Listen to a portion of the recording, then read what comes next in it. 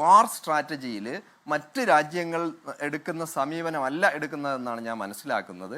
കാരണം Israel ടാർഗറ്റിനെ attack ചെയ്യുന്നതിനേക്കാൾ Gulf മേഖലയിലെ GCCയിലെ അമേരിക്കൻ താവളങ്ങളും ഇനി അല്ലാത്ത സ്ഥലങ്ങളും അറ്റാക്ക് ചെയ്യുന്നത് കൊണ്ട് തന്നെ മേഖലയുടെ എക്കണോമിക് സ്റ്റെബിലിറ്റിക്ക് തകരാറ് സംഭവിച്ചാൽ അത് ബിസിനസ്സിൽ എപ്പോഴും കണ്ണുവെച്ചിട്ടുള്ള അമേരിക്കൻ ഭരണകൂടത്തിന്, പ്രത്യേകിച്ചും ഡൊണാൾഡ് ട്രംപിന് അത് ഒരിക്കലും അംഗീകരിക്കാൻ കഴിയാത്ത, ഇതെല്ലാം മനസ്സിലാക്കിയിട്ടാണ്. ഒരു പക്ഷേ ഞങ്ങൾ മുങ്ങുന്നെങ്കിൽ ഞങ്ങളോടൊപ്പം എല്ലാവരും മുങ്ങട്ടെ എന്ന ഒരു തത്വമായിരിക്കും ഒരുപക്ഷെ ഇറാൻ അതല്ലാതെ മറ്റു മാർഗമില്ല.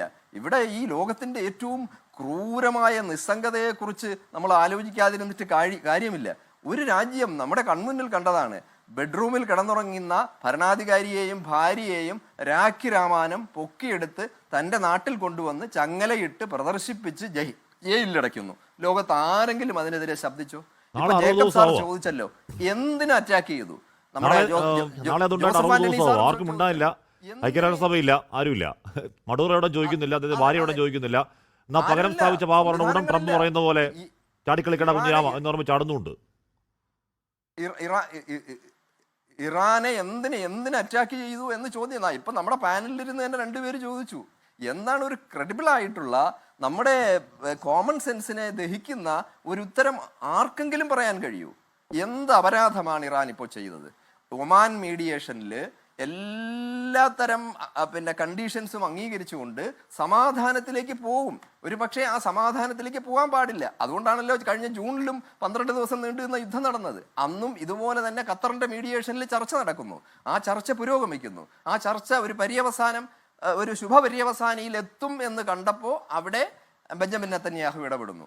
ഇതെല്ലാം യഥാർത്ഥത്തിൽ ഇവരെല്ലാം സ്റ്റേജിൽ ആടിത്തിമിർക്കുകയാണ്. ഇതിൻ്റെ എല്ലാം സംവിധായകൻ ബെഞ്ചമിൻ നെതന്യാഹു എന്ന രക്തരക്ഷസാണ് ഇതിൻ്റെ പിന്നിലുള്ളത്.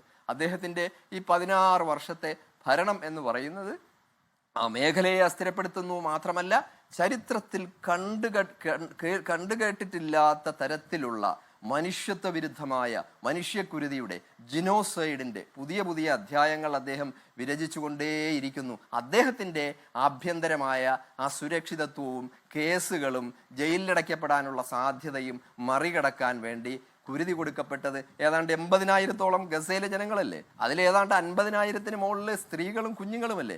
ഇതൊക്കെ ആരുടെയെങ്കിലും മനസ്സിലുണ്ടോ?